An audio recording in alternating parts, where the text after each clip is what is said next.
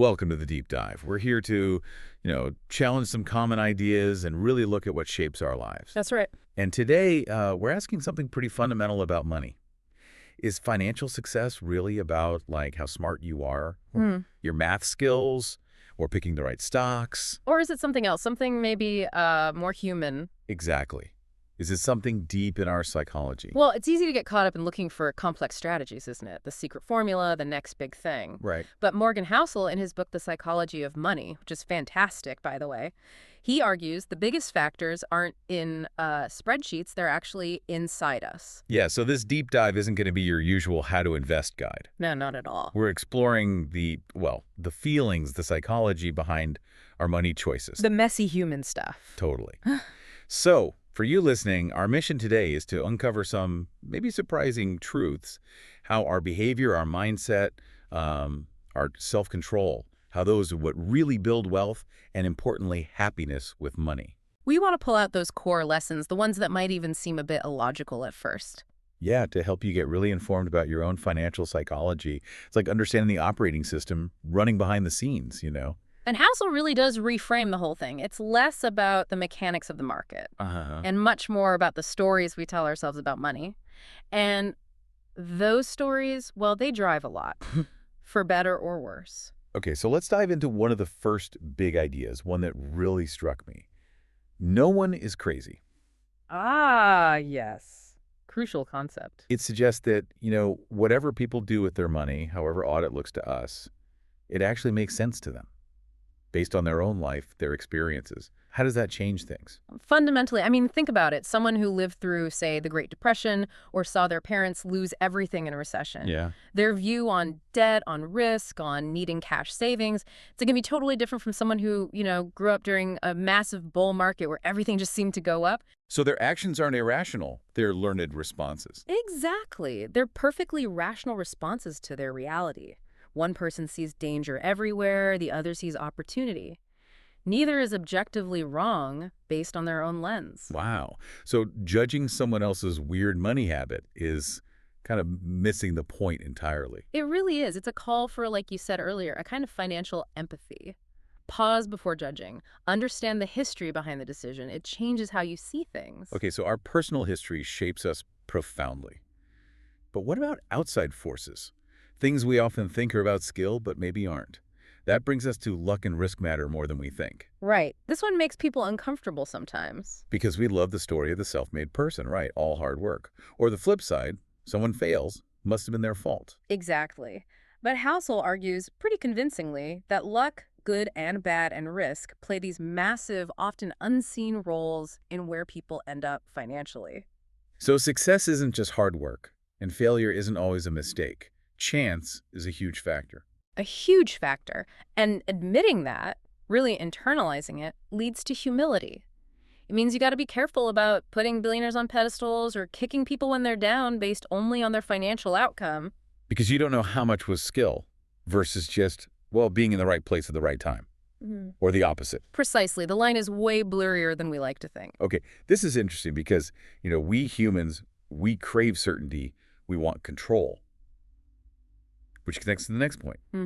You believe anything. If we want certainty so badly in a world that's, let's face it, pretty uncertain. Yeah. Oh, that makes it vulnerable, right? To bad predictions, scams, even just our own overconfidence. Oh, absolutely vulnerable. Our brains just don't like ambiguity. It's uncomfortable. We want neat stories, clear answers. So anyone offering a guarantee, a sure thing, becomes very appealing, even if deep down we should know better. This is why Housel stresses humility and skepticism. They aren't just personality traits. They're like a psychological defense mechanism. protection against people exploiting that need for certainty. Exactly. Guarding your own mind becomes crucial. So that need for certainty, maybe combined with always wanting more, can mess with our judgment. It can lead us down this path of chasing things that look like wealth but aren't. Which brings us neatly to never enough. Right, the danger of constantly moving the goalposts. What's the core issue here? It's a treadmill, a dangerous one. Because enough isn't really a number, is it? It's often tied to who we compare ourselves to, our ego. Social media probably doesn't help there. Oh, it pours gasoline on the fire. Housel's point is that finding your enough is an internal job. It's about knowing when to step off the treadmill, focusing on stability and happiness, not just more, more, more. It sounds almost philosophical, defining your own enough. It kind of is. It requires self-awareness more than a calculator. Okay, so if enough is internal and not just a big number, what is wealth then? Housel flips the script with, wealth is what you don't see. Yes, this is so important. We see the fancy car, the big house, the expensive watch. The visible stuff. The visible stuff. And we think, wow, they're wealthy. But Housel says, hold on, that's evidence of spending, potentially lots of debt. True wealth is often invisible. It's the money not spent, the investments quietly growing, the savings account that gives you options but isn't flashy. The person driving the 10-year-old car might be financially independent, while the one in the brand new luxury SUV might be drowning in payments. So appearances are really deceptive in finance. Incredibly deceptive. Real wealth is often quiet, unseen freedom. Okay, freedom. That feels like a good transition. If wealth isn't just about buying stuff, what's the ultimate point? Housel says freedom is the highest dividend of wealth. This is, for me, one of the most powerful ideas in the book. Why is that? Because it shifts the goal entirely. It's not about affording luxury goods. It's about affording control over your life, your time. Being able to choose what you do, when you do it, who you do it with. Exactly. Financial independence gives you the power to say no to things you don't want to do and yes to things that genuinely matter to you. That autonomy, that control over your own schedule and choices, that's the real prize money can buy, more than any object. Okay, that reframes the goalpost significantly. Let's get into some practical pillars then. How do we build this kind of wealth, this freedom?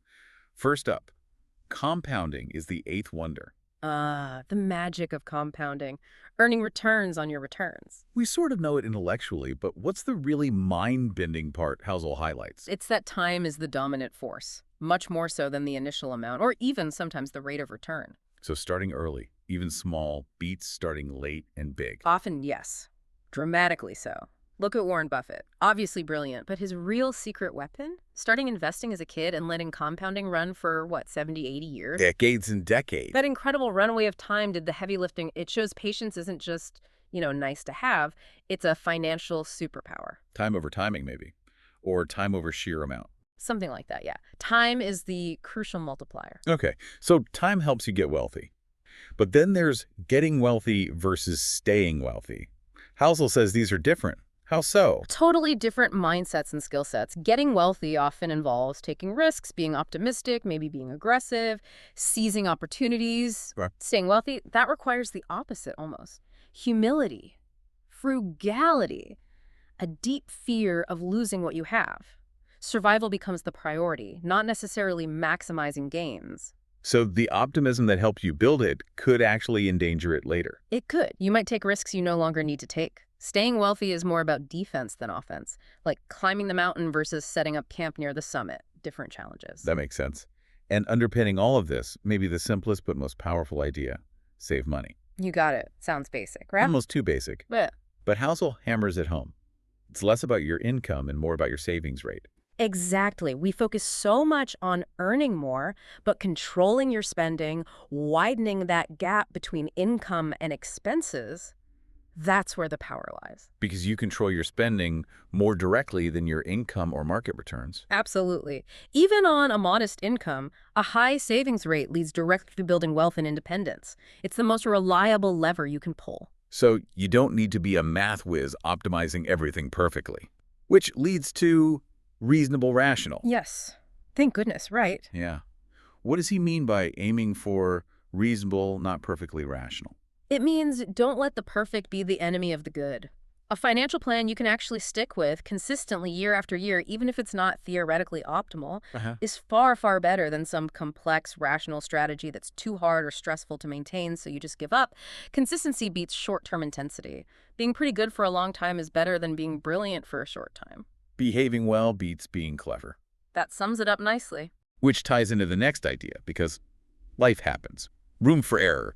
Building in a margin of safety. Absolutely critical. Life is messy and unpredictable. Things go wrong. Recessions, job losses, health issues. You name it. So building cushions, emergency funds, maybe investing a bit more conservatively than you think you need to.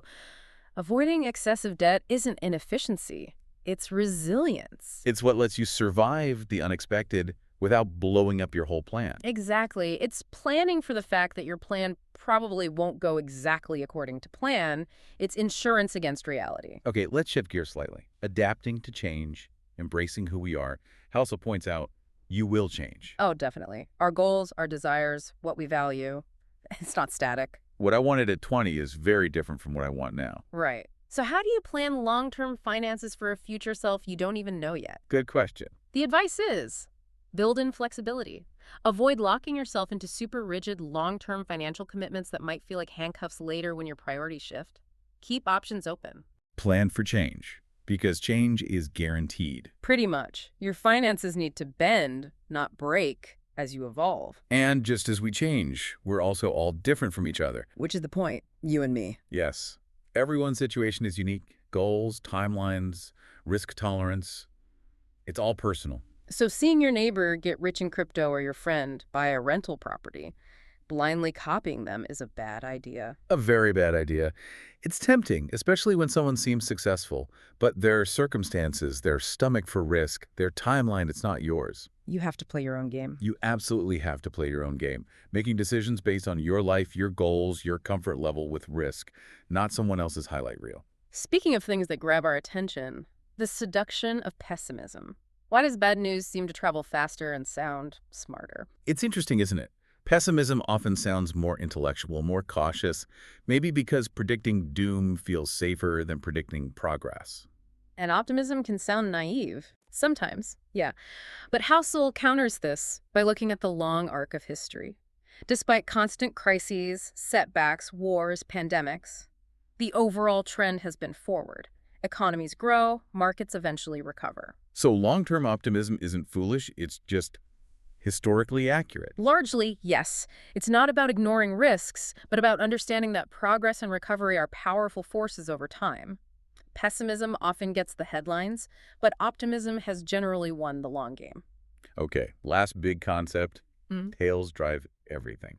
This sounds statistical, but what's the practical meaning? It means that most outcomes, especially in complex systems like investing or even careers, aren't driven by the average event. They're driven by the extremes, the tails of the distribution. So a few things have a massive impact. A massive disproportionate impact. In investing, a tiny number of your investments might generate the vast majority of your total returns over decades. Think of like buying Amazon or Apple early. The huge winners. The huge winners. But the flip side is also true. A few really big mistakes, like panicking and selling everything at the bottom of a crash or taking on way too much debt, can wipe out years of good habits. So the takeaway is? Avoid the catastrophic mistakes. Stay in the game long enough to let the positive tail events, the big winners, or the long run of compounding work for you. Survival and endurance matter immensely. Wow. Okay, that's a lot to digest, but incredibly insightful. We've journeyed through the psychology of money, and the big message seems clear. Yeah, it really boils down to something quite human. Right.